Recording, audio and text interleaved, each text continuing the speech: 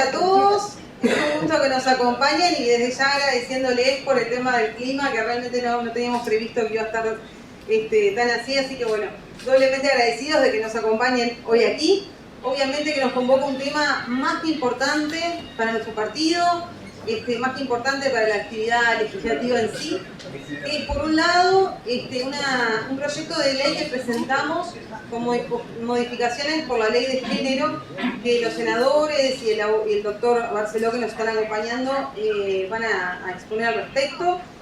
Por supuesto, una ley que nos preocupa desde el día 1 y bueno, estamos haciendo un trabajo parlamentario sin pausa desde que asumimos para tratar de lograr estas modificaciones que vemos sumamente necesarias y de total justicia.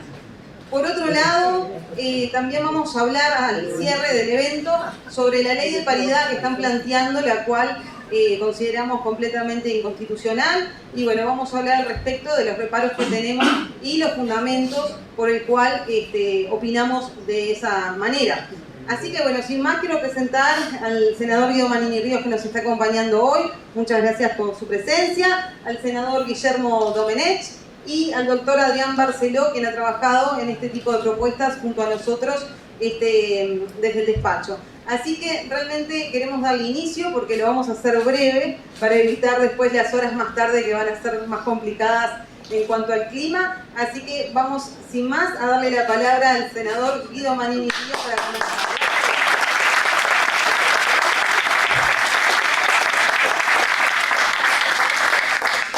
Bueno, buenas tardes a todos. No sé cómo se escucha. Bien. La verdad que es una satisfacción estar hoy aquí exponiendo o integrando este panel para hablar de esta modificación que estamos planteando a la ley 19.580. En primer lugar me quiero excusar porque después de la disertación casi que enseguida me voy a tener que retirar por una actividad partidaria que es a la misma hora, está empezando en este momento y que no puedo eludir. Así que les pido las disculpas del caso desde el inicio. ¿Por qué modificar la ley 19.580? Nosotros estamos convencidos, lo tuvimos desde el primer día. Esta es una ley que se promulgó en enero del año 18, se aprobó a finales del 17. Una ley que en su exposición de motivos o en su razón de ser en su momento cuando se discutió era para enfrentar el flagelo, el gran problema de la violencia basada en género. Eso era lo que se manifestó en todo momento. La intención de los legisladores claramente manifiesta fue la de reducir esa violencia que afectaba y afecta a nuestra sociedad. Y la ley fue aprobada con el aval de todos los partidos políticos presentes en ese momento en el Parlamento. Una ley que en definitiva tiene para nosotros varios puntos que han demostrado ser en el tiempo negativos. Y pensamos que es hora de corregir lo que es negativo. Esa es la función de quien entiende la actividad legislativa como aquella que tiene que tener como objetivo establecer leyes. Para eso es el Poder Legislativo, para hacer leyes que signifiquen mejoras en la calidad de vida de la gente. Bueno, esta ley llamada de violencia de género claramente no ha cumplido con su objetivo. Al contrario, ha generado situaciones que han provocado el efecto contrario al deseado o al expresado por quienes la elaboraron. Es una ley que establece diferencias entre ciudadanos del país según su sexo. Creemos que eso ya de pique es claramente inconstitucional. Claramente inconstitucional. Constitución claramente dice que todos somos iguales ante la ley. Esta ley dice que no somos todos iguales ante la ley. Esta ley ha generado situaciones dramáticas. Ha generado la separación de padres de sus hijos o de uno de los cónyuges de sus hijos, que en varios casos han contribuido o han sido el factor desencadenante de verdaderas tragedias a nivel de la pareja. Cuando a un padre le privan ver a sus hijos, a veces en base a denuncias infundadas, es común que pierda el dominio de sí mismo, o al menos ha sido frecuente que pierda el dominio de sí mismo y terminen en verdaderas tragedias que lamentablemente vemos en forma recurrente en nuestra vida pública. Nosotros entendemos que tenemos la obligación de mejorar este proyecto y por eso lo hemos planteado. Desde el primer día que estamos en esta actividad, yo diría desde inicio del año 20, venimos planteando la necesidad de ir cambiando esta situación. Hubo distintas situaciones o prioridades que nos fueron relegando en el tiempo nacional hasta que finalmente, hace pocos días, finalmente estuvo el proyecto Pronto, donde trabajó, y quiero reconocer en forma muy dura y muy clara el senador Domenech, que en cierta forma es quien realizó la redacción final de nuestro proyecto. ¿Y qué es lo que busca en general? ¿Qué cambios grandes introduce? Más allá de que el senador lo va a decir con más detalle y el doctor Barceló también seguramente lo va a expresar con mucho más detalle. Pero lo grande de acá son los grandes temas. Primero, derogar ese artículo que establece diferencias según el sexo. Somos todos iguales ante la ley. Eso es lo primero que propongo.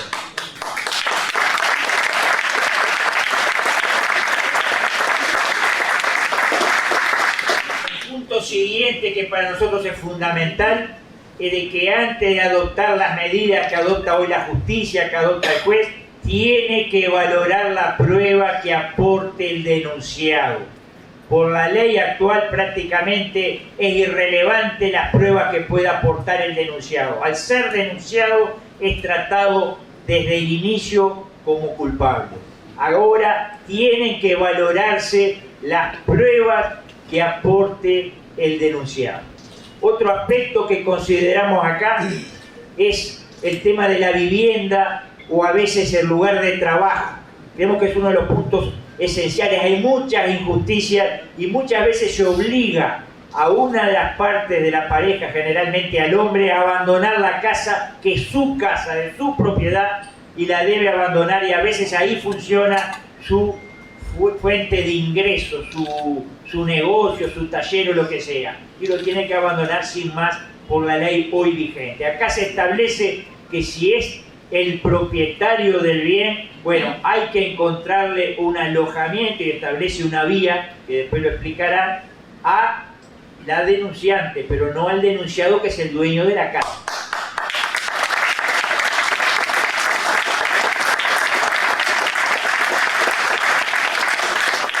Y el cuarto aspecto al que me voy a referir antes de terminar esta breve exposición es establecer el delito de calumnia o de falsa denuncia o falso testimonio. Es decir, aquella parte de la pareja que denuncie falsamente y eso se compruebe que fue hecho intencionalmente, será pasible de responsabilidad penal y tendrá...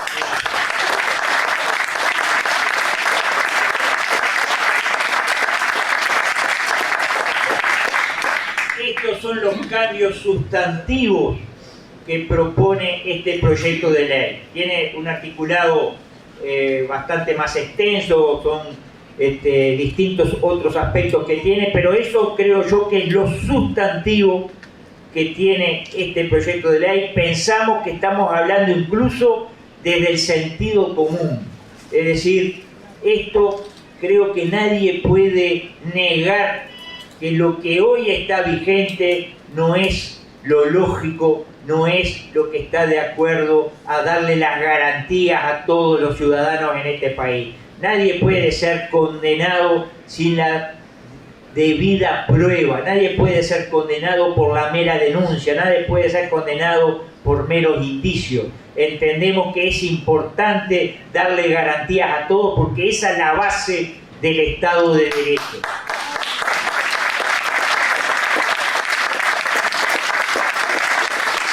La ley 19.580 no da garantías a los ciudadanos de este país. Yo creo que es gravísimo. Solamente en el marco de una ideología de género que se viene imponiendo en Occidente desde hace varios años, esta ley puede estar todavía hoy vigente sin que a nadie se le hubiera ocurrido en su momento hacer las modificaciones del caso. Solamente en el marco de un Occidente que está hoy totalmente embarcado en llevar adelante esa política de fragmentación, de división, de acusación al patriarcado, porque la mayoría de los casos se refiere a eso, la acusación al patriarcado de todas las desgracias que pueden ocurrir o todas las desavenencias que pueden ocurrir en el marco de una pareja. Es esencial pensar en los niños, en los hijos, en esos que hoy, cada vez que se aplica esta ley, son privados de media familia, porque no es solamente el padre.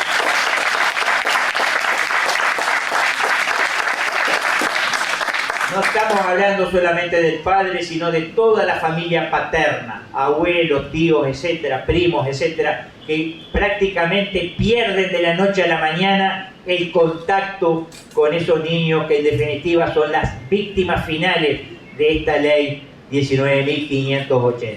Es hora de cambiar, espero que el sistema político esté a la altura de las circunstancias, se sensibilice con estos cambios que se proponen desde la lógica y desde la defensa de un Estado de Derecho. Nosotros vamos a hacer todo lo que esté a nuestro alcance para lograr esas mayorías necesarias para introducir estos cambios.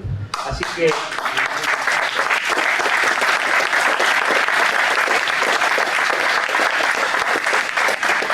les agradezco a todos la atención, los dejo con el senador Domenech y después el doctor Barceló, quienes van a profundizar más en lo que yo he hablado y en el espíritu de esto. Acá se trata de hacer las cosas lo más justo posible. Ya estamos realmente cansados de ver injusticias que a veces derivan de leyes que salen de esta casa. Y yo creo que eso no prestigia el Poder Legislativo. Lo que lo prestigia es saber corregir los errores cuando se constata que una ley no está cumpliendo su finalidad. Bueno, es hora de promover los cambios necesarios para que la ley realmente le dé las garantías a todos. Muchas gracias a todos.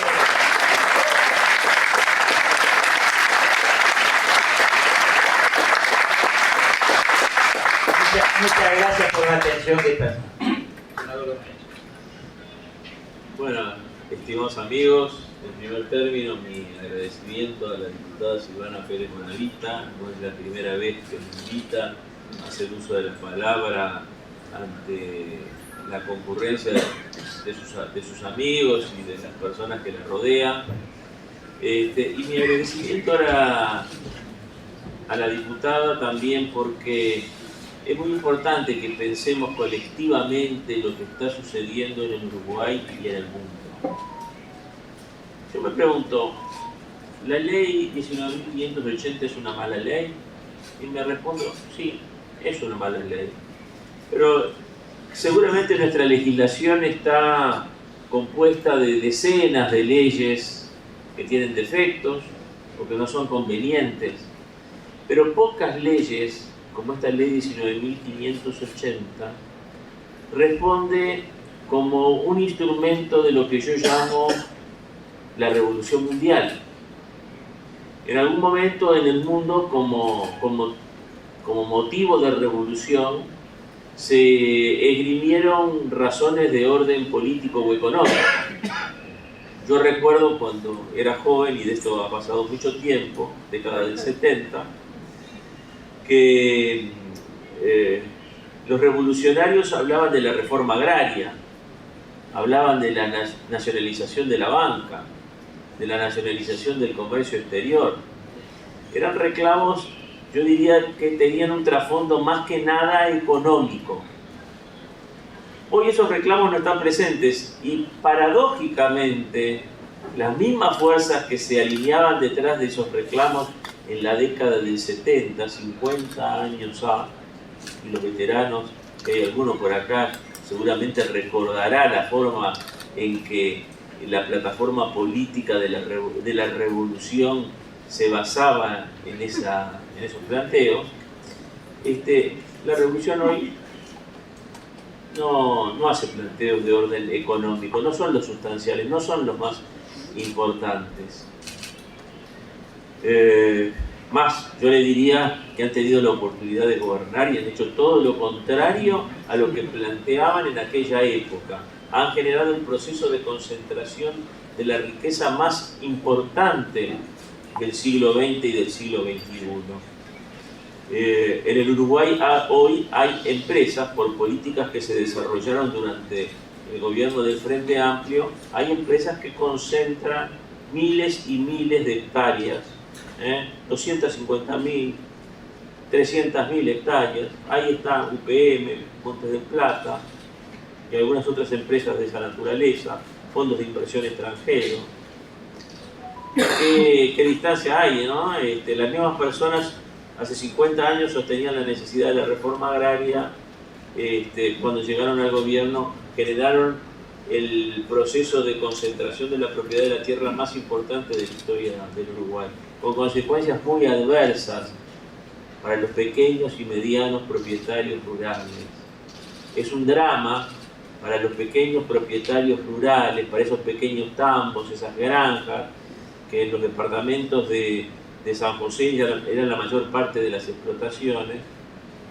Ver que hoy fallece el titular, quedan dos hijos, uno quiere trabajar la tierra, el otro no quiere trabajar, y el que la quiere trabajar no puede acceder a comprarle al que no la quiere trabajar, al que quiere irse para la ciudad, porque los precios de la tierra hoy son inaccesibles para los pequeños y medianos productores. Y lo mismo hicieron, yo me acuerdo que, yo fui durante 40 años escribano, entonces había un régimen para comprar carnicerías, entonces el pequeño empresario se compraba una carnicería y salía adelante con ese negocio, o se compraba una farmacia, o se compraba un taxi, y hoy en día los pequeños y medianos empresarios ya no tienen esa posibilidad, porque las plataformas, las grandes superficies, etcétera, etcétera, y todo esto sucedió mientras gobernaron los mismos que sostenían esa revolución que tenía un fundamento económico. Pero nos estamos yendo muy lejos. Ahora estamos frente a otra revolución. Una revolución contra las bases sobre las cuales se creó nuestra sociedad. Somos parte de la sociedad occidental. Y la sociedad occidental se basa en el derecho romano. Yo les puedo decir, seguramente el doctor ha estudiado historia del derecho o derecho romano, no sé, los planes modernos no los conozco, pero en mi época, en primer año ya se estudiaba derecho romano y uno agarraba el tratado de derecho romano y era como agarrar el código civil nuestro. No había prácticamente diferencia, se conocían los mismos institutos, la compra-venta, el arrendamiento, el comodato, el matrimonio, el divorcio. No había ninguna diferencia. El derecho romano es una de las bases sobre las cuales se organiza nuestra sociedad. Y también se organiza desde el punto de vista filosófico del pensamiento griego, fundamentalmente en el pensamiento aristotélico, que sostiene el principio de identidad y de no contradicción. A es igual a y diferente de B. Y A no es A y B al mismo tiempo y bajo las mismas circunstancias, como sostiene, por ejemplo, el marxismo.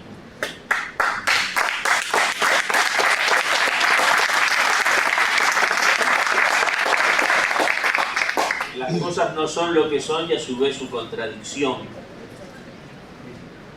Y por último, y algo que es muy importante, somos herederos de la tradición cristiana, los que son creyentes y los que no somos creyentes. El cristianismo difundió en esa Europa occidental y en parte de Oriente también, los principios morales que había heredado del judaísmo. ¿Cuáles son? Son tan sencillos como el decálogo. No robarás, no mentirás, no matarás, amarás al prójimo como a ti mismo, respetarás padre y madre. Esos principios que tuvieron una tradición religiosa, pero que hoy impregnan a la sociedad toda. Son los principios en base a los cuales nos regimos. Todo esto que yo les acabo de decir, hoy está en tela de juicio.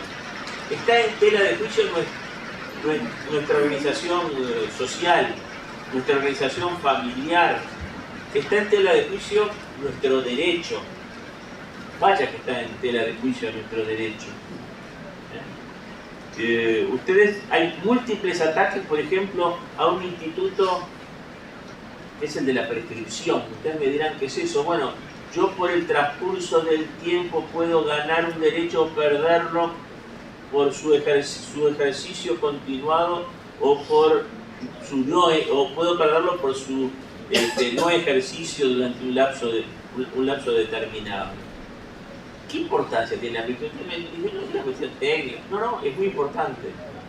Un gran profesor de la Facultad de Derecho definía la prescripción como un instituto pacificador. Si algo sucedió durante mucho tiempo y nadie lo impugnó, la sociedad tiene que tomar eso como bueno. Por eso yo puedo o perder el derecho de propiedad o adquirir el derecho de propiedad de un inmueble. Por eso, si se cometió hace mucho tiempo un delito, no es lógico que yo hoy pida que ese delito sea reprochado penalmente, ¿no? Y hay un fortísimo interés, sobre todo en el campo del derecho penal, de anular el principio de prescripción y poder reclamar por hechos que sucedieron hace 50 años.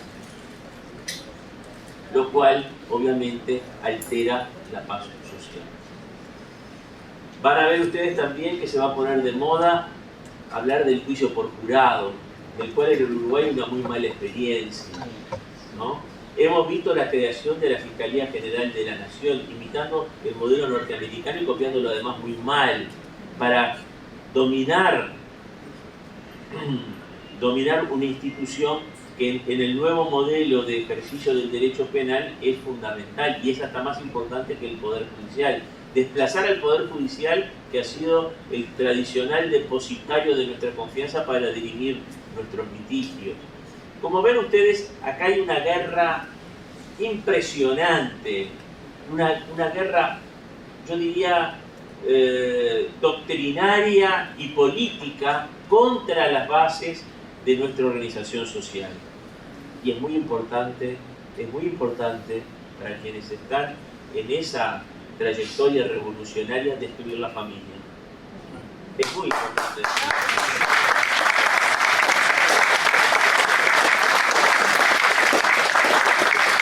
Ustedes verán que va a haber un gran esfuerzo para que los niños sean apartados de sus padres.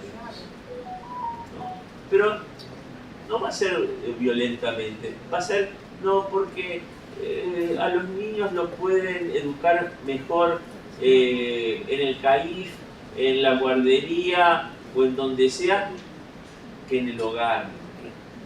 Bueno, nosotros sabemos que hay casos en que eso puede ser cierto, pero no es una verdad generalizable, absolutamente generalizable. No hay mejor escuela que la de la casa. No hay mejor recuerdo que las enseñanzas del padre o de la madre, ¿no? Sin embargo, hay un esfuerzo muy sutil, muy casi oculto, ¿no? Por generar políticas que aparten a los niños de sus padres. Y en esta ley 19.580 hay una forma de hacer eso. Hay como un estímulo para que las desavenencias que hay en el matrimonio, que son lógicas, en todos los matrimonios hay desavenencias, ¿no? Que pueden ser más o menos graves, pero se busca estimular la desavenencia de los padres para generar una situación en que a uno de los miembros de la pareja se le aparte de los hijos. Ese es el objetivo fundamental. Generar una discordia entre hombres y mujeres. Todos los que estamos acá, sin excepción ninguna, por más adelantos de la ciencia moderna, somos fruto de un acuerdo entre un hombre y una mujer. Porque la generación espontánea no la conozco, ¿no? ¿Qué sería si desde los tiempos de Adán y Eva o de los primeros pobladores de la tierra no hubiera habido acuerdos entre hombres y mujeres? Si no hubiera habido una coexistencia pacífica, para hablar en términos modernos, si no hubiera habido armonía entre los dos sexos. Ahora hablamos de género. Para mí el único género es por el que le tengo hecho los pantalones y el saco. Pero bueno, lo que yo reconozco son los sexos. Después, las conductas sexuales son un problema privado de cada uno, ¿no?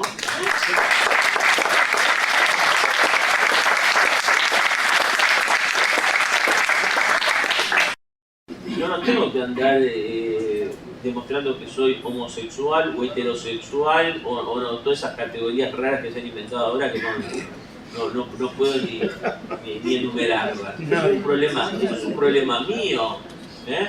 O es un problema de cada uno de ustedes, la conducta sexual que han adoptado.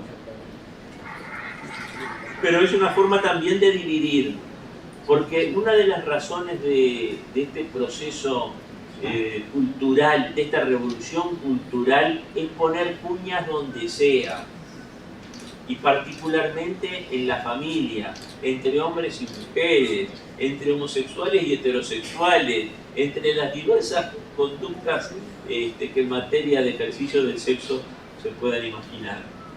Porque, bien dijo alguien, dividir para reinar, porque una vez que estemos profundamente divididos, una vez que seamos sometidos a condiciones similares a los de los animales en nuestra convivencia, quizás estos grupos de iluminados, que yo no sé si responden a grupos de grandes capitalistas o simplemente de algunos extraviados mentales, van a indicar el nuevo orden a seguir. Y acá en el Uruguay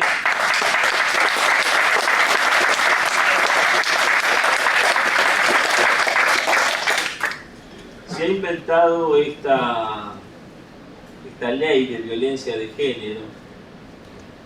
Yo tengo que reconocer que seguramente los hombres son más violentos que las mujeres, porque bueno, la envergadura física del hombre le permite ser más violento que la mujer.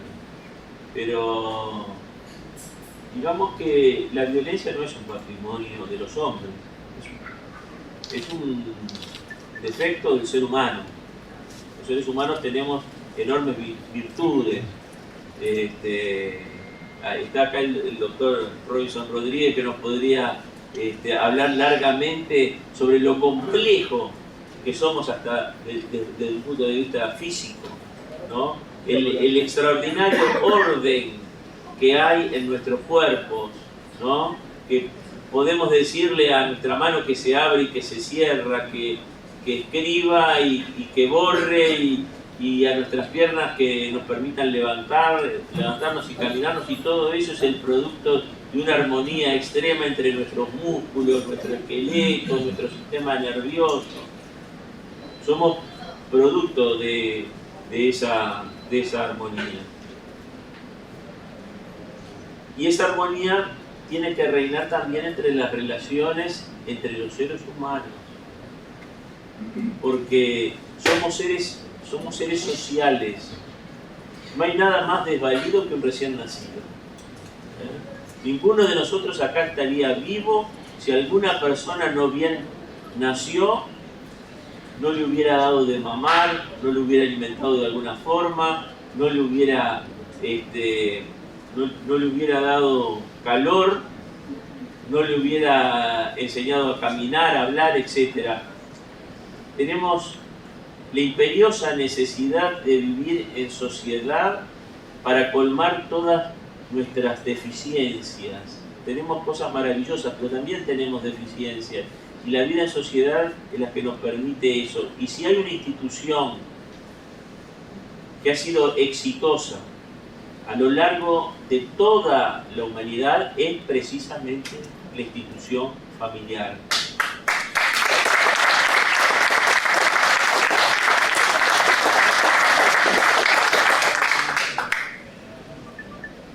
Y quizás algunos de nosotros no hayan sobrevivido por el concurso de un padre y de una madre, sino que hayan sobrevivido por el concurso de la madre o del padre, o quizás de un desconocido, de un vecino, de una mujer o un hombre que oficiaron como buenos samaritanos y se prestaron a cuidar esa vida. Esta ley está hecha para generar odio entre hombres y mujeres.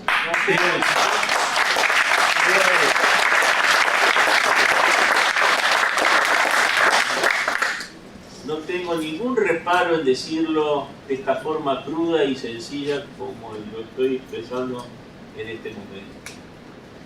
Es una ley terrible,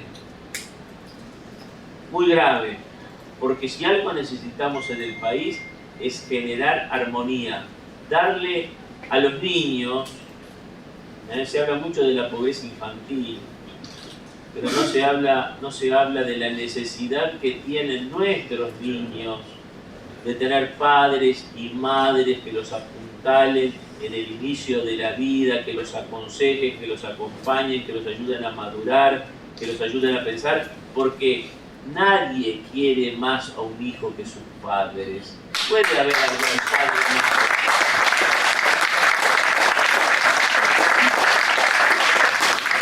Puede haber alguna mala madre, pero no en balde el mayor insulto en la sociedad occidental es un insulto a la madre. No es en balde eso.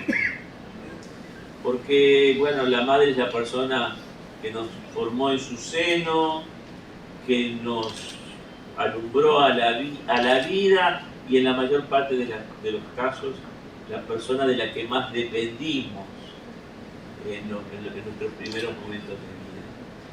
Pero también son muy importantes los padres, no han sido siempre, y no hay nada mejor para un niño, particularmente para cualquier niño, tener esa imagen de mujer y de hombre. Luego se tendrá la conducta sexual que se quiera tener, pero para que el mundo siga siendo un mundo habitado por seres humanos, necesitamos que haya quienes se asumen como hombres y quienes se asumen como mujeres. Y una ley como esta, que pretende generar presunciones en contra de uno de los sexos, es una ley que está faltando a un principio fundamental de la ley, que debe ser la de transmitir una solución de justicia. Sin justicia, sin equilibrio, yo le diría que así como si no hay equilibrio en la anatomía, no habrá equilibrio en la sociedad, no tenemos leyes justas, leyes equilibradas, leyes que protejan a la mujer, porque yo no niego que haya violencia contra la mujer. También hay violencia contra los hombres y también hay violencia contra los niños. Muchos se ocultan. A mí me llama la atención, por ejemplo, lo busqué en internet, el CIPIAB, el Sistema Integral de Protección a la Infancia, tiene una encuesta del año 2021 que dice que un 54% de la violencia contra los niños la ejercen los padres o la pareja de la madre. Sí. Pero un 33% de la violencia contra los niños la ejercen las madres. Porque la violencia es un defecto de hombres y mujeres. Tenemos que luchar contra la violencia en el género humano, ya que quieren hablar de género.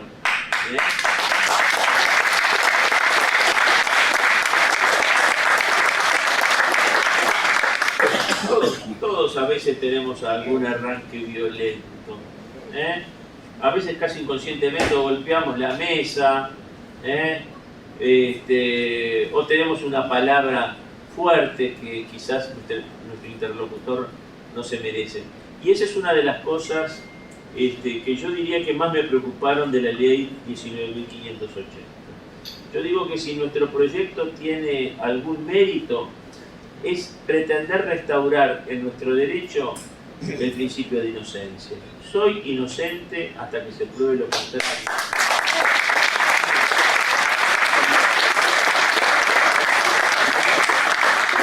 Este principio informó el derecho durante 2500 años.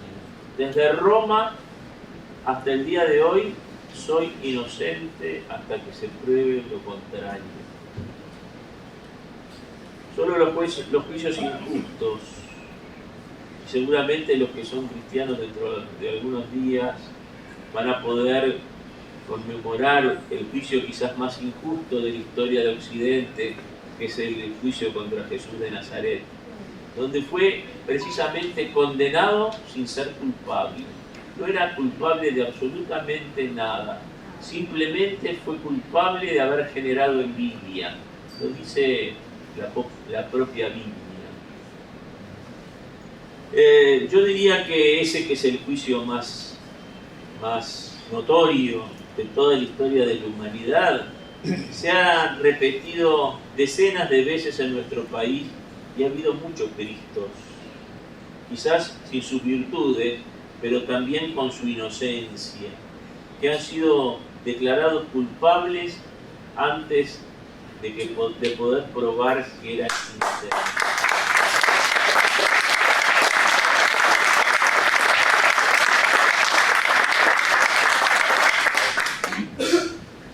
Yo simplemente quiero restaurar ese principio como un principio cardinal que defenderé en lo que me quede de vida y que creo que seguramente otros políticos y otros abogados, y confío en las nuevas generaciones de abogados, defiendan con el mismo vigor, con la misma confianza, los principios cardinales que orientaron nuestro derecho y de ellos esa es yo diría, la mayor preocupación que tengo al haber impulsado este proyecto de ley. Quiero haber sido claro. Le voy a dejar al doctor Adrián Barceló que hable quizás de aspectos más técnicos, pero para mí es muy importante conocer las ideas que trata de reflejar un proyecto, que trata de reflejar una ley, porque acá estamos en una contienda que es ideológica. Aquí hay, y se lo repito porque eso para mí es muy importante que quede claro, hay una guerra en contra de los principios tradicionales de nuestra sociedad. Esto no es casualidad, este es nada más que un epítome, nada más que una muestra, nada más que, yo diría, un accidente de esta guerra que se está desarrollando contra la justicia y la convivencia. Esta es una guerra contra la relación armoniosa de hombres y mujeres, y si ustedes quieren, porque es más claro, esta es una guerra contra la familia, que yo, de acuerdo a lo que dice nuestra Constitución, pero antes que nuestra Constitución, lo ha dicho siempre Occidente, es una institución básica y tremendamente necesaria, porque aquí no hay nadie nacido por generación espontánea, aquí todos nacimos de alguna relación familiar, de alguna relación entre hombres y mujeres. Y yo aspiro a que algún día, desde algún otro lugar, yo pueda seguir viendo a las nuevas generaciones y que no estemos asistiendo, como algunos pretenden, a una especie de holocausto de la especie humana. Hay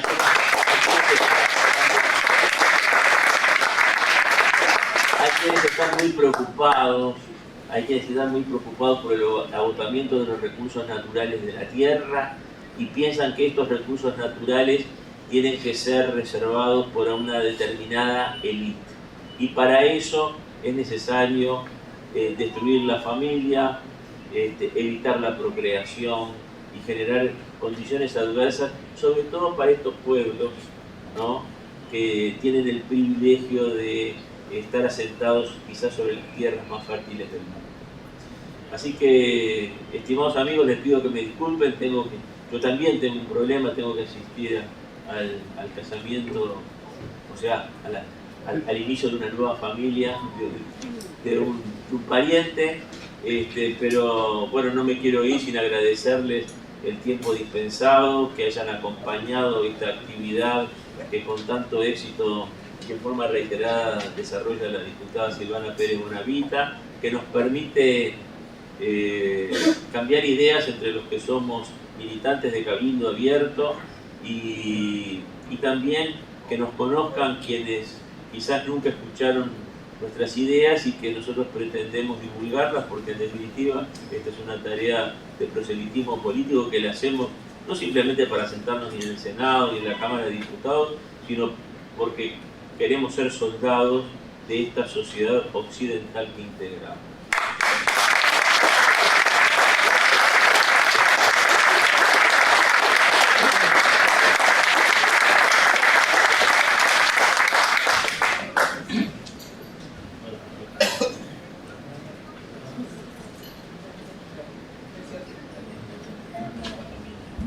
Desmembrar a la familia.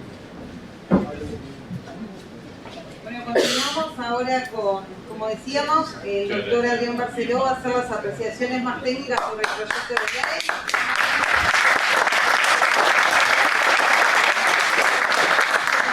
El senador Manini Ríos y el senador Guillermo Domenech por las brillantes exposiciones, donde siempre, la verdad, son libros abiertos, uno siempre aprende muchísimo por escucharlos, así que más que agradecida por el tiempo brindado. Ahora sí, Adrián, adelante.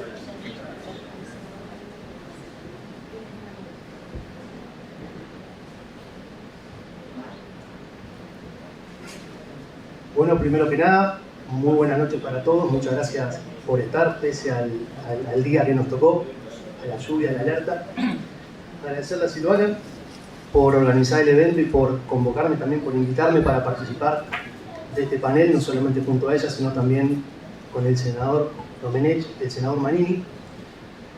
Y una cosa que hay que destacar, antes de empezar un poco con el análisis de la ley, es que con el día que tenemos hoy, la sala está llena, lo que demuestra que a la gente le interesa este tema.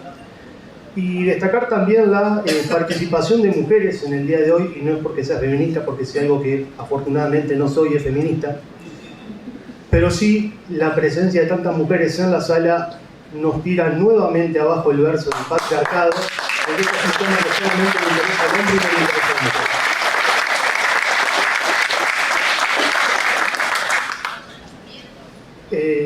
La exposición en sí va a consistir en explicar un poco qué es lo que hay detrás, cuál es el fondo, qué hay de fondo en esta ley tan nefasta, inconstitucional, desigual, inconstitucional. Esto es un atropello literal a la Constitución de la República, que no la respetan lo más mínimo, es una contradicción por donde se la mire.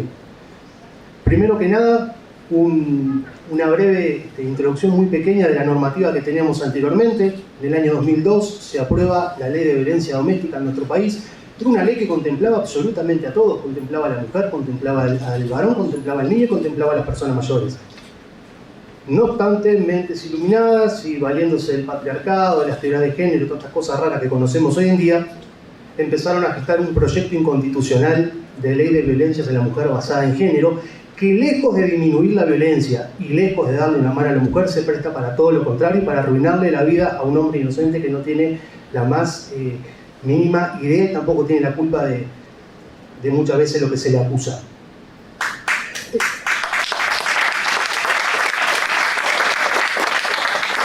Y esta ley, además de todos los adjetivos calificativos que le caben y podríamos seguir hasta mañana, es una ley que es ineficiente, no tiene ningún tipo de efecto positivo ni de beneficio para la mujer, y mucho menos para lo que es la causa de la violencia de género. Y una de las principales de los principales fundamentos o argumentos de esto es que parte de una premisa falsa: la violencia hacia la mujer basada en género. no golpea y no maltrata a un hombre, maltrata a un maltratador y es violento un golpeador. No el varón por el tipo de Entonces ya tenemos el punto de partida inicial de esta ley. La violencia hacia la mujer basada en género ya es incorrecto, es erróneo, el diagnóstico está mal hecho y por tanto la ley que se estructura y se edifica en función de ese argumento bastante mentiroso tiene los resultados que tiene hoy en día. ¿Qué disposiciones hay que modificar o hay que derogar? Hay varias. Vamos a citar solamente algunas porque por cuestiones de tiempo es imposible, porque es una ley que se contradice desde que empieza hasta que termina. Pero en primer lugar tenemos el artículo 3.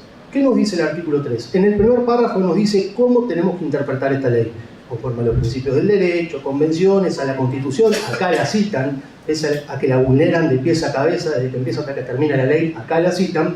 Y en el segundo párrafo nos dice explícitamente, y acá es donde el principio de inocencia lo destruyen y lo aniquilan, es que cuando quede dudas al respecto se le tiene que creer a la mujer. Tiene que priorizarse aquella interpretación que le sea más favorable a la mujer. Esto es un atropello constitucional por donde uno lo mire. El artículo 8 no lo respeta, todos somos iguales ante la ley, nos distinguen solamente nuestros talentos y virtudes. Acá se incluye el género como una variable, como un elemento que nos distingue ante la ley. Y además se vulnera claramente y de manera grosera y manifiesta el artículo 12 y el artículo 18 de la Constitución. El debido proceso. Todo el mundo es inocente hasta que se demuestre lo contrario, y para demostrar que yo soy culpable tenemos que llevar a cabo un proceso adecuado, determinado por ley, donde se pueda diligenciar prueba, se puedan ofrecer medios probatorios y ahí un juez de manera imparcial pueda llegar a un fallo y pueda llegar a determinar cuál es su solución, y no influenciado por una ley bastante ideológica que busca enemistar al hombre con la mujer.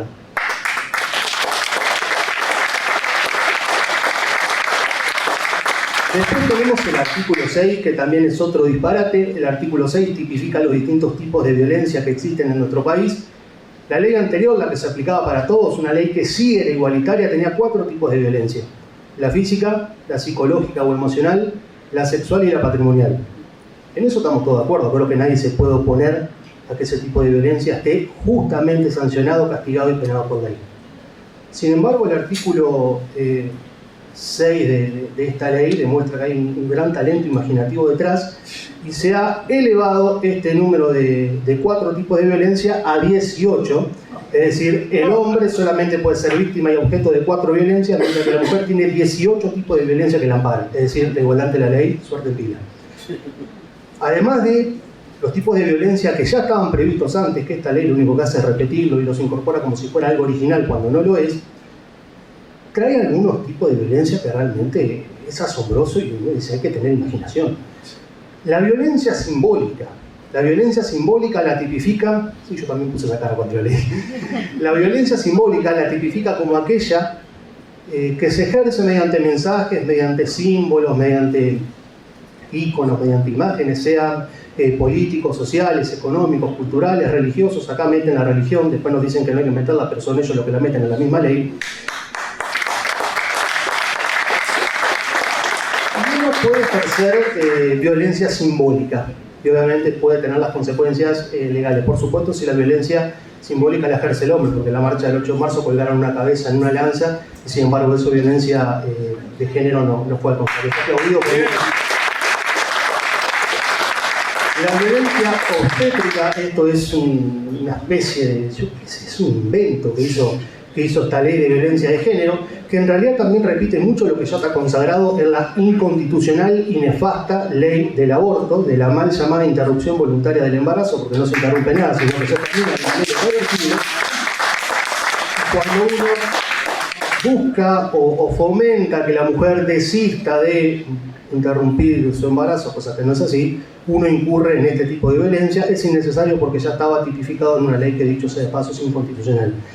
La violencia laboral, la verdad, esto no tiene razón de ser porque ya estaba previsto el acoso laboral hace mucho tiempo, simplemente repite de nuevo como todo lo de género.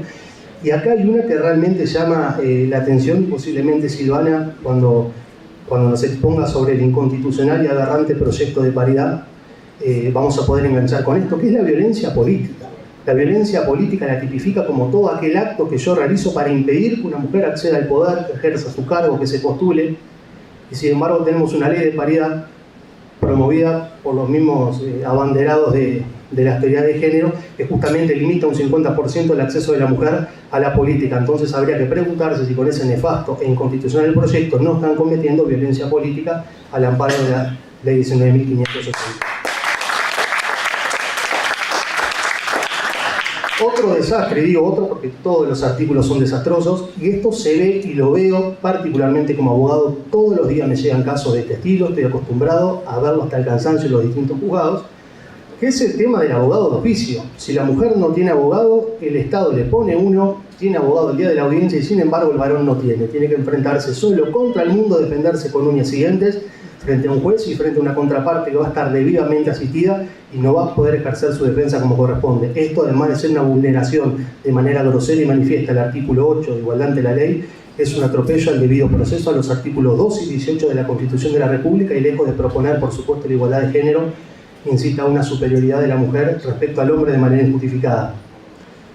Después tenemos también el artículo 65, que es otro que la verdad se le va un poco la mano, que habla de las medidas cautelares que se pueden adoptar. En eso está la prohibición de acercamiento, que muchas veces a los efectos de garantizar su cumplimiento se suele acudir al dispositivo de la tobillera electrónica. Esto en la práctica no se respeta porque a uno le ponen tobillera por cualquier ridiculez. Basta que la mujer diga que tiene miedo para que le pongan la tobillera, y después tenemos un uso irresponsable de las mismas, al punto que la Suprema Corte de Justicia, que nadie lo dice, este año 2024 tuvo que exhortar a los jueces a que hagan un uso responsable de las tobilleras electrónicas. Y en gran parte me parece, y lo digo a título personal, viene por este lado, porque no puede ser que el día de mañana a un chorro o un asesino no le podamos poner una tobillera electrónica, porque si la usamos y la pusimos a un hombre que posiblemente es inocente, pero que con el solo testimonio de la mujer le ponen una medida tan tajante y tan drástica. Y a su vez es una ley que, y esto me acuerdo de lo que digo, es una ley que tiene muchos beneficios para la persona que denuncia. Un poco más que incita a la persona que haga la denuncia, aunque esté más armada que Rambo, porque es así. Y acá yo puse solamente algunos por una cuestión de tiempo, porque si no podríamos estar 4 meses. La mujer que denuncia por violencia de género, de conformidad con el artículo 40, tiene una licencia de 48 horas paga. Si se adopta una medida cautelar, no se la puede despedir del trabajo por 6 meses. Y si el patrón o empleador la despide, por machista y patriarcal, va a tener que, aparte de abonar la indemnización por despido, pagarle 6 sueldos. ¿Estamos todos locos? Están todos locos. Sí. Son cosas de género, Tati. Nada tiene coherencia en las cosas de género. Bueno, cupos para trabajo. Es una ley de cupos, como todo en el género, que es por cupos, no es por mérito, sino que es por cupo. Prevé cupos para aquellas personas que hayan sido víctimas de violencia doméstica, aunque la denuncia no tenga ningún tipo de sustento ni de argumento sólido, para lo que son los programas de inserción y capacitación. Si la mujer es migrante, se le da automáticamente la residencia legal por vía del artículo 43 de la misma ley.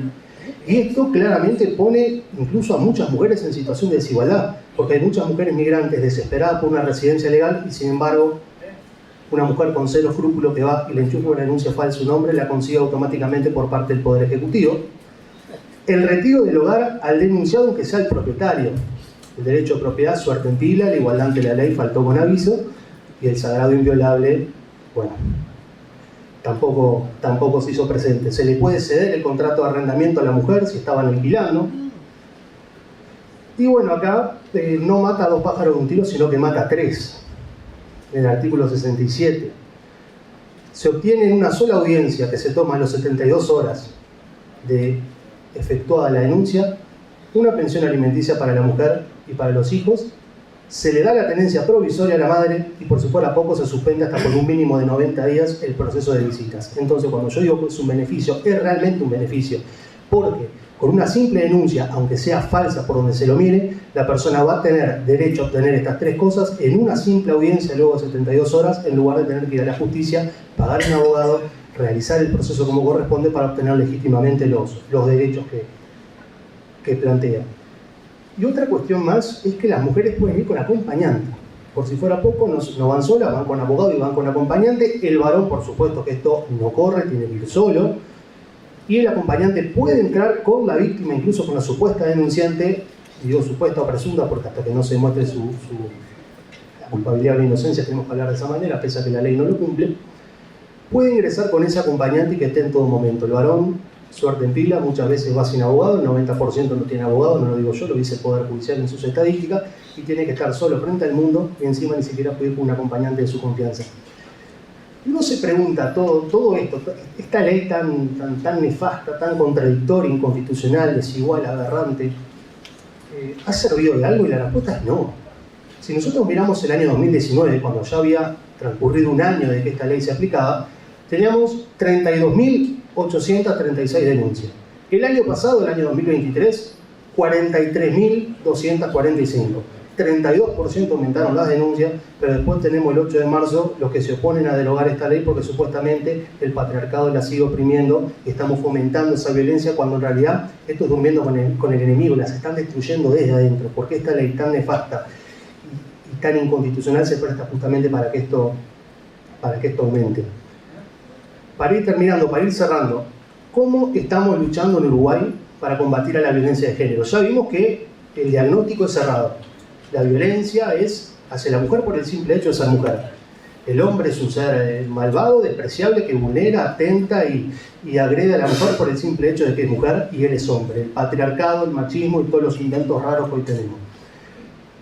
¿Qué se está haciendo a modo de política pública para poder solucionar esto? Tenemos InMujeres, el Instituto de la Mujer, que es el órgano rector encargado de las políticas a los efectos de disminuir la violencia. Yo acá les traje algunas, solamente algunas, porque la verdad que por una cuestión de tiempo no va a dar, pero que llaman poderosamente la atención cuando uno las empieza a ver. InMujeres organizó un espectáculo cultural en Tararira para disminuir la violencia de género. Se hizo una performance sobre mujeres migrantes en Maldonado. ¿Esto cómo va a disminuir la violencia de género? No tengo ni la más pálida idea, pero está previsto y lo hacen con la nuestra. Se pintó un mural en Colonia del Sacramento. Está fantástica. Se presentó la 4ª edición del sello de calidad con equidad de género. Es decir, ahora en los alimentos no solamente viene el exceso de grasa, el exceso de sodio, viene el sello de que el producto fue elaborado con equidad de género. ¿Qué será equidad de género? No tengo ni idea. No tengo, la Coca-Cola una se siente hombre, otra se siente mujer y ponemos uno y uno. No sé, porque realmente es increíble. Se hizo una bicicleteada en Tacuarembó, se hizo un conversatorio sobre el rol de las mujeres en el medio ambiente y cómo es el rol de la mujer en el cambio climático. Eso es otra medida tan importante que va al núcleo del asunto para erradicar la violencia de género. El concurso fotográfico el 8 de marzo, el día de lucha y de reivindicación, y donde no podemos decir feliz día, porque feliz día va a ser el día que nos dejen de matar a todas, estaban perdiendo el tiempo haciendo un concurso fotográfico el 8 de marzo para luchar contra el patriarcado y la violencia. Y esta es la última que, no sé, es la frutillita del postre.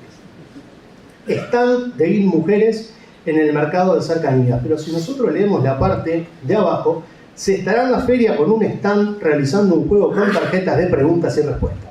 Esto es otra medida que se adoptó con la nuestra para poder combatir la violencia de género. Después nos preguntamos por qué tenemos los casos que tenemos.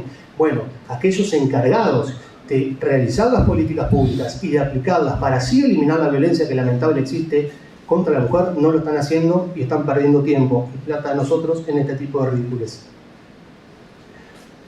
Para ir terminando, ya vimos las medidas que se toman, ¿sí? Ideológicas y que limita toda una guerra de sexos entre el hombre y la mujer, donde el hombre es el malo y la mujer es la buena. Pero hay un montón de causas, de posibles causas. Yo no puedo hablar de que son causas porque no soy ni un perito, ni un médico, ni un forense, y no puedo, digamos, argumentar en este sentido sobre este tema, pero sí puedo tener una sospecha de por dónde puede venir la mano, y en función también de lo que veo día a día. No veo a nadie, por ejemplo, estudiando cómo inciden los índices de drogadicción en materia de violencia de género. ¿Qué correlación tiene con la causa? Nadie lo expresa. Y por si fuera poco, ahora quieren legalizar toda la droga.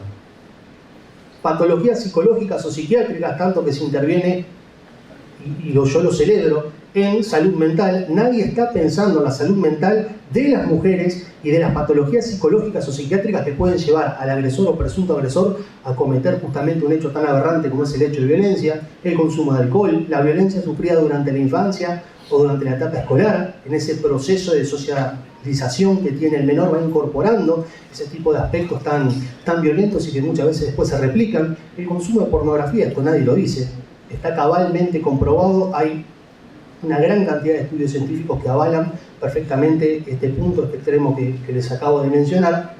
Y para ir concluyendo, y ya no les robo más tiempo y no los aburro más, ¿por qué es necesario modificar esta ley? Porque es inconstitucional, porque es aberrante, porque es nefasta, porque es desigual, vulnera de manera manifiesta la igualdad ante la ley.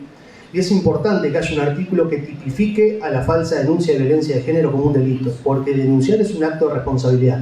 Entonces, si sos tan responsable para ir a denunciar, tenés que ser responsable para aguantarte las consecuencias de todo eso. La redacción actual era el artículo 15 de la Ley de Tenencia Compartida, que no es de aplicación, no se presta para aplicar, porque para que sea un delito tiene que haber hijos de por medio y tiene que adoptarse una medida cautelar. La violencia es violencia a sí mismo, independientemente de si hay medidas o no, eso es una consecuencia y lo de los hijos es un elemento circunstancial. Entonces, este proyecto que yo celebro que se haya presentado busca erradicar de raíz la falsa denuncia y que quien haya denunciado injustamente y falsamente, faltando la verdad y mintiéndole también al Poder Judicial, porque le están mintiendo nada menos que a la justicia, se haga cargo. Y por último, y para terminar, y les prometo que con esto sí termino, las denuncias falsas existen. Hay mucha gente que dice que no, pero en realidad existen. Hay abogados que lamentablemente curran día a día con este tipo de negocio y la están juntando en pala porque denuncian falsamente a alguien sin importarle el tipo de consecuencias. No hay un ser humano, no hay una familia, no hay un niño que lo destruyen en vida, no hay una persona que la matan en vida. Y lamentablemente están currando con este tipo de cosas. Entonces, aquella persona que nos diga que la denuncia falsa no existe, hay dos posibles lecturas a esto. La primera, no conoce la realidad, no conoce la norma, no conoce la práctica de los tribunales, o de lo contrario miente. Muchas gracias.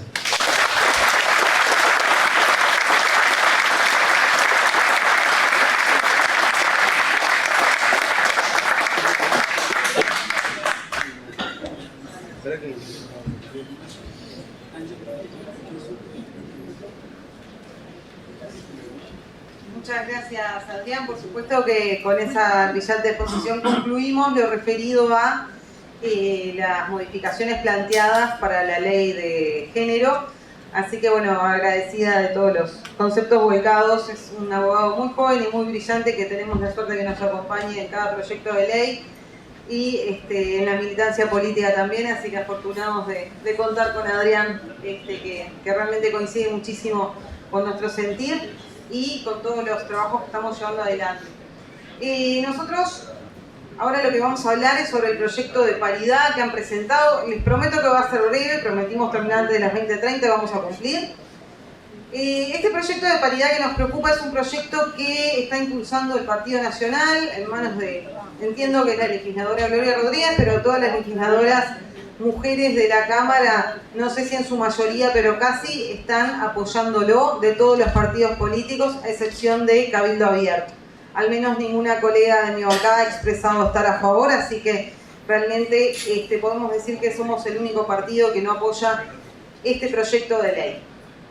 Lo que queremos contarles es que, bueno, lo que plantean es que en cada lista electiva, a cualquier nivel de gobierno y en cualquier representación en el Poder Ejecutivo, los cargos se distribuyan uno a uno, o sea, un hombre, una mujer, un hombre, una mujer, o sea que eso sería un 50% de cada género. Nosotros decimos que esto es inconstitucional porque, bueno, si vamos al artículo 8 de la Constitución, la referida norma consagra a texto expreso la igualdad de todas las personas ante la ley. Esto lo reiteramos hoy en la jornada porque realmente viene hacia los dos temas a tener que ver. Esto es el principio de igualdad que también mencionamos, dejando como único distintivo los talentos y virtudes.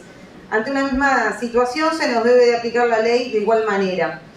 En lo que tiene que ver con la paridad en sí, actualmente nada impide a la mujer acceder a un cargo público. De hecho, hay cientos de mujeres ocupándolos. Hoy en día, como ejemplo, ahí pusimos, tenemos una vicepresidente mujer, una intendente, senadoras, diputadas. No hay ningún límite para que la mujer acceda al poder. Pero con este proyecto de ley, realmente lo que se está haciendo es limitando ese poder, ese 100% de posibilidades a la mitad. O sea, reducimos un 50% de las posibilidades de que una mujer ocupe un cargo. Digo, si la preocupación fuera la participación de las mujeres, ¿no? Si lo que impulsa realmente el proyecto de ley fuera eso y no mantener la banca. Pero bueno, vamos a hacer de cuenta que la preocupación es genuina y bueno, realmente la ley estaría produciendo el efecto contrario.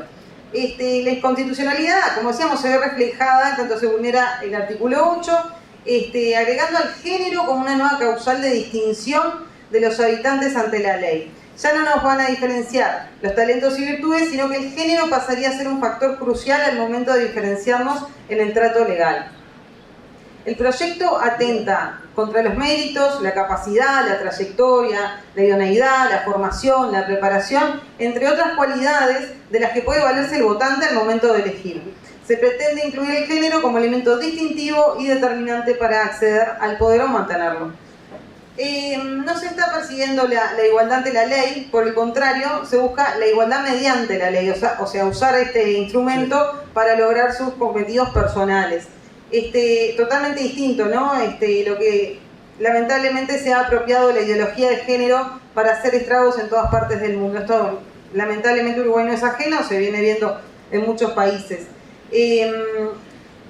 Lo que decíamos sobre la vulneración de derechos y libertades fundamentales de una nación al solo efecto de complacer los caprichos de una minoría que manifiesta sentirse oprimida por un sistema al que considera injusto pese a que se les respete en todos sus derechos y libertades fundamentales. Si no fuera así, yo no estaría sentado hoy acá y el cartel no decía representante nacional.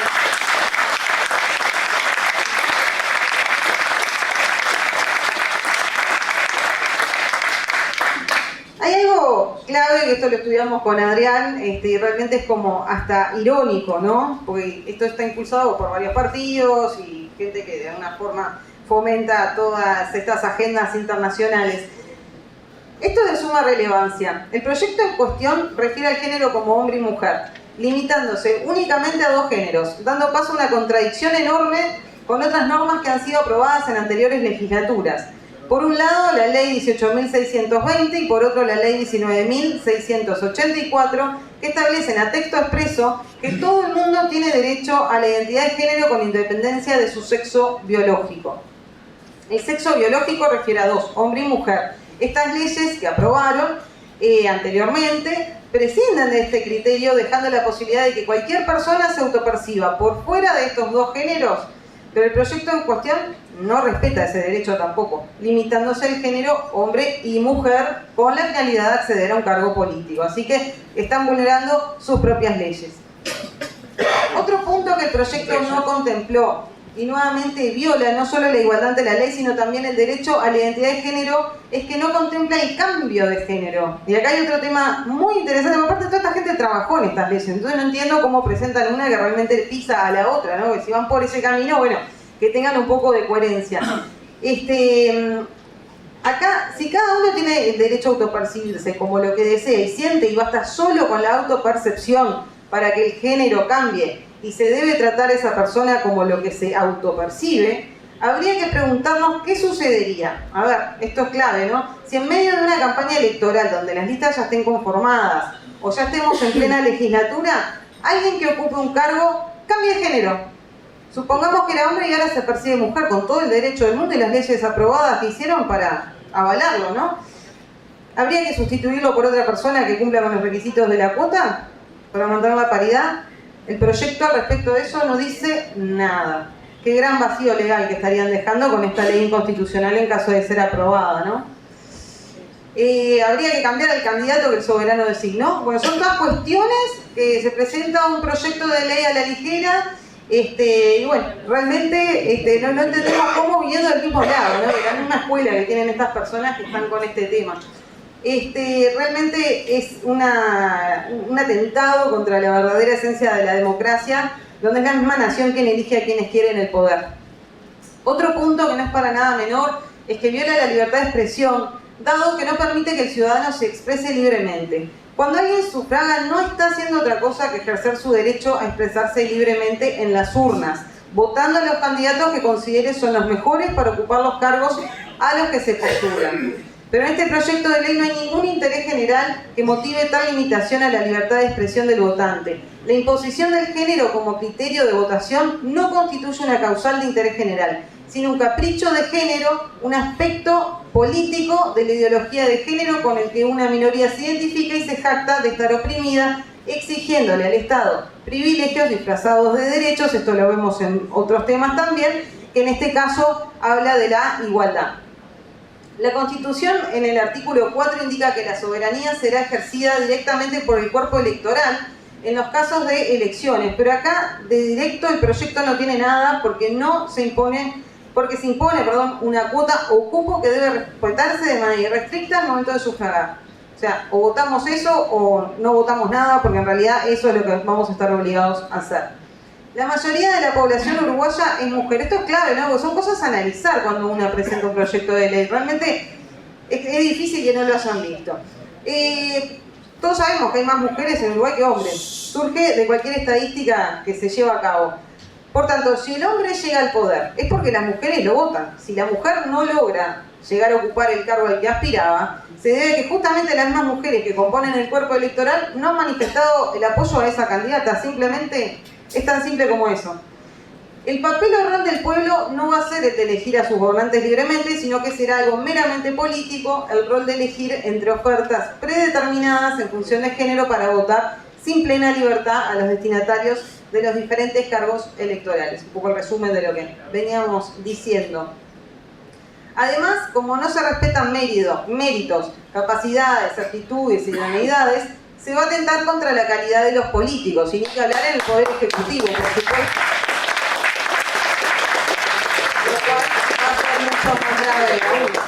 Porque ese político fue elegido porque escuchó a la opinión pública en sus reclamos, necesidades, demandas, valores, gustos, aspiraciones, y acá tenemos miles de ejemplos más.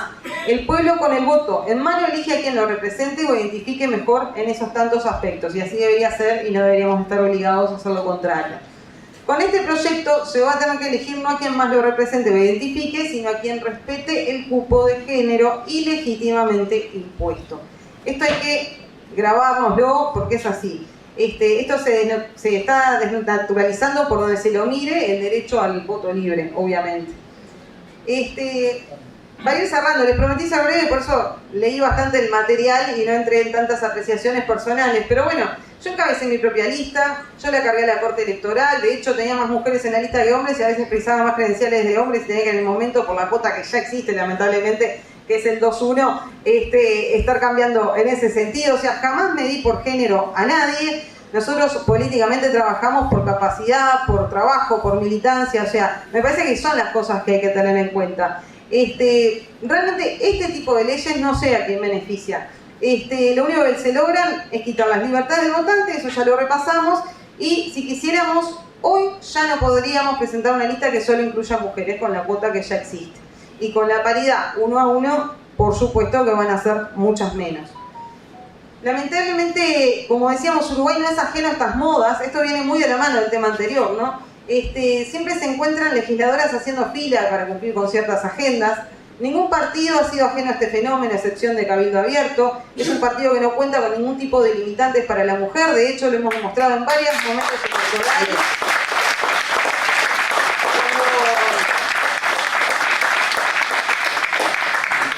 Cuando tuvimos más candidatas mujeres que hombres encabezando listas, digo, es un tema que se da naturalmente, o sea, no se planifica, no se está tratando de hacer política con el género como una moda que, bueno, que quede bien y sea correctamente político. Para nosotros no es correctamente político, lo correctamente político es que se encabecen listas y se conformen las listas con la gente más capacitada para hacerlo.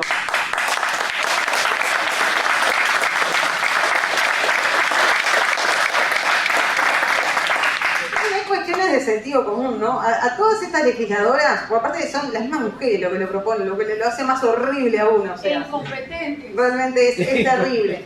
A todas esas legisladoras que buscan abrir, tenemos algunas sugerencias para hacerle, ¿no? Porque abrir el paso hacia el poder con estas imposiciones no está bien. Directamente es inconstitucional y no está bien. Vamos a recomendarles que se animen a más, o que cambien de partido político si se sienten tan oprimidas, que abran su propio partido político.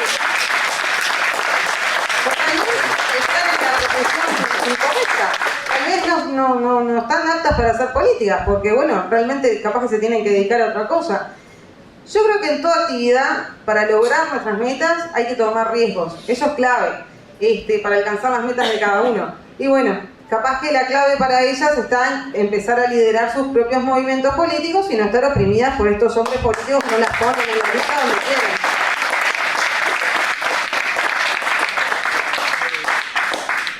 pensar en la capacidad. Esto lo reiteramos mucho, pero es la realidad. En la política no se puede tomar a la ligera quién integra las listas, mucho menos por una cuestión así. La capacidad, la idoneidad, el liderazgo en el trabajo y el esfuerzo, antes de imponer propuestas tan absurdas e inconstitucionales. Como mujer política siento vergüenza ajena que otras mujeres, como decía recién, sean las que están presentando esto, y sientan la incapacidad de poder llegar a lo más alto por mérito propio y necesiten un refugio de cuotas que les recuerde día a día que sin eso no lo hubieran logrado. Realmente es muy doloroso como mujer ser testigo de esto que están proponiendo y de lo que está pasando. Realmente tengo un montón de sugerencias para hacerles. Lo que pasa es que a veces no me hablan, porque como no estoy de acuerdo, no soy del grupito de la cuota y bueno, capaz que no me escuchan.